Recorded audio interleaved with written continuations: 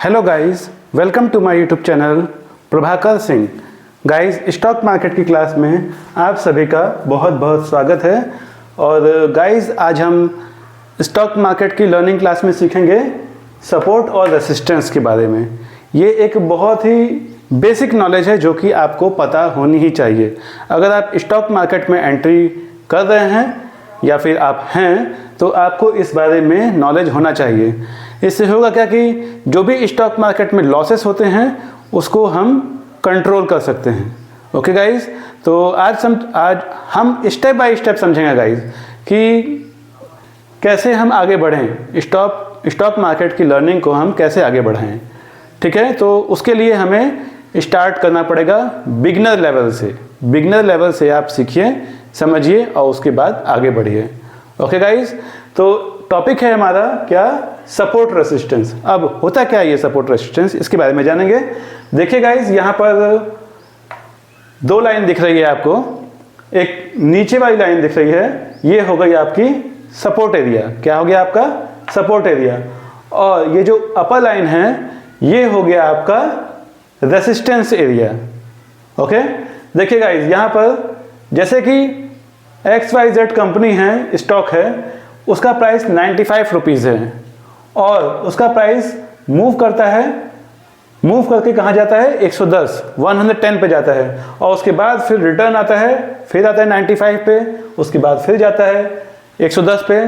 तो ये जो मूवमेंट होता है यही होता है सपोर्ट रेसिस्टेंस। और ये स्टॉक मार्केट में आपने देखा होगा, या जो नए हैं तो ये जान लें कि ये होता ही होता है और इसके बारे में आपको जानकारी होनी ही चाहिए।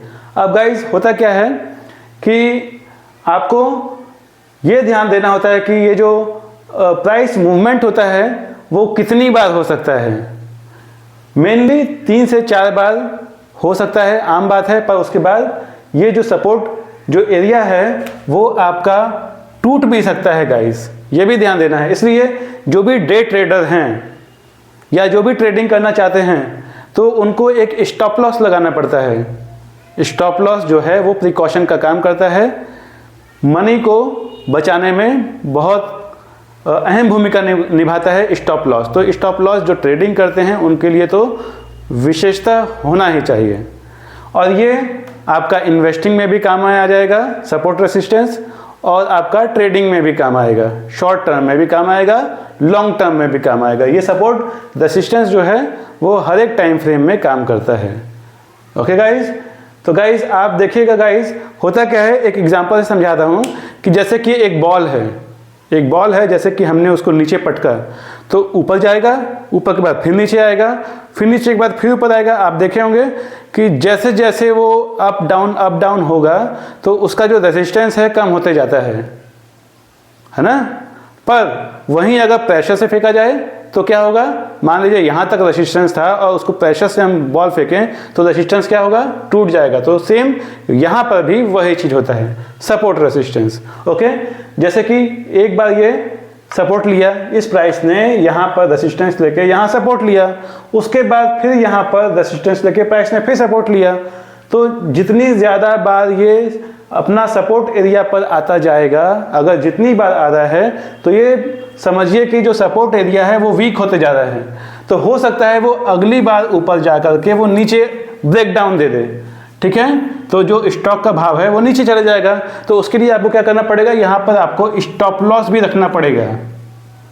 ठीक है, जब आप स्टॉप लॉस रखेंगे तो आपका नुकसान इतना होगा, अगर बाय द वे मूव कर गया ऊपर की तरफ, जो स्टॉक प्राइस है अगर वो मूव कर गया ऊपर की तरफ तो आपका फायदा कितना हुआ, फायदा आपका इतना हुआ, नुकसान आपका इतना हुआ।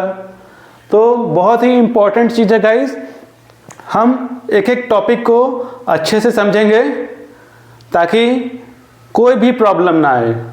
इसमें कोई मतलब जल्दी नहीं करने का है, ठीक है, क्योंकि आप सोचेंगे कि हम बहुत ही जल्दी सीख लें, एडवांस मोड में आ जाएं, तो ऐसा नहीं होता है। यहाँ पर आप जितना धीरे धीरे सीखेंगे, यहाँ पर आपको टाइम देना पड़ेगा। हो सकता है आपको 1 साल देना पड़े, 2 साल देना पड़े, 3 साल देना पड़े, बट अगर आप टाइम देंगे तो आप यहाँ पर डेफिनेटली गारंटेड आगे बढ़ जाएंगे।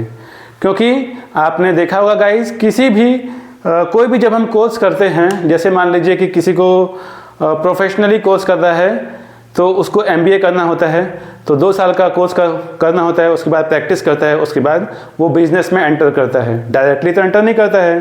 किसी को डॉक्टर की पढ़ाई करनी है तो उसके लिए वो एंट्रेंस एग्ज़ाम देता है, उसके बाद MBBS की पढ़ाई करता है, उसमें वो 3 से 4 साल अपने लगाता है, 5 साल लगाते हैं, फिर प्रैक्टिस करते हैं डॉक्टर्स, उसके बाद वो अपना काम चालू करते हैं। तो सोचिए गाइज, पैसा कमाने के लिए लोग कहाँ कहाँ तक कितनी पढ़ाइयाँ करनी पड़ती हैं। तो बहुत से आजकल के जो नवयुवक हैं, जो बच्चे हैं, तो वो बिना सोचे समझे, बिना पढ़े लिखे एंटर कर जाते हैं।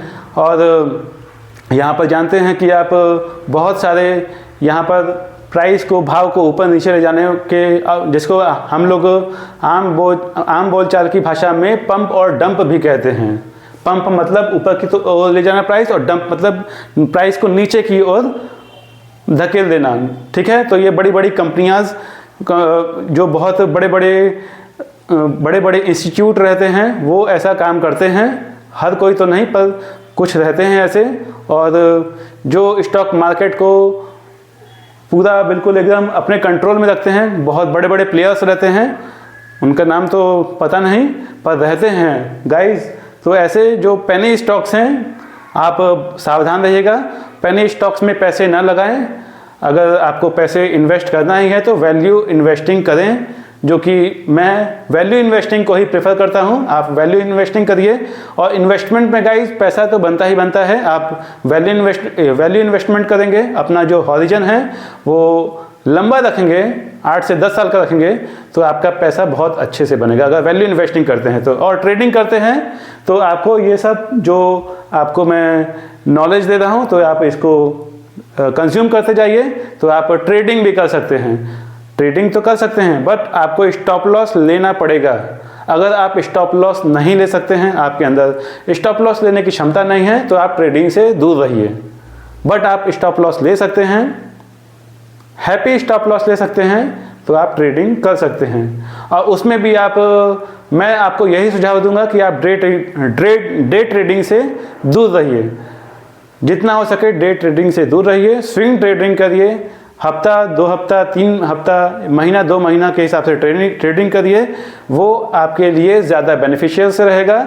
आपको आगे भी बहुत सारी जानकारी मिलेंगी, इसमें बहुत सारी जो क्लासेस हैं आपको डे बाय डे मिलती चले जाएंगी। ओके गाइज, तो गाइज चैनल को अगर अभी तक आपने सब्सक्राइब ना किया हो तो चैनल को सब्सक्राइब कर लीजिएगा, बेल आइकन पर क्लिक कर लीजिएगा, ताकि मैं जब भी स्टॉक मार्केट से रिलेटेड कोई भी नॉलेजेबल कंटेंट लाऊं, नॉलेजेबल वीडियो लाऊं, तो वो आप तक पहुंच पाए और आप ऐसे ही नॉलेज को कंज्यूम कर पाएँ। ओके गाइज, तो गाइज मिलते हैं हम नेक्स्ट वीडियो में नए टॉपिक के साथ। और कोई भी क्वेश्चन हो तो आप कमेंट सेक्शन में ज़रूर पूछेगा, आपको उसका जवाब दिया जाएगा। ओके गाइज, तो गाइज मिलते हैं हम फिर नेक्स्ट वीडियो में। Bye bye.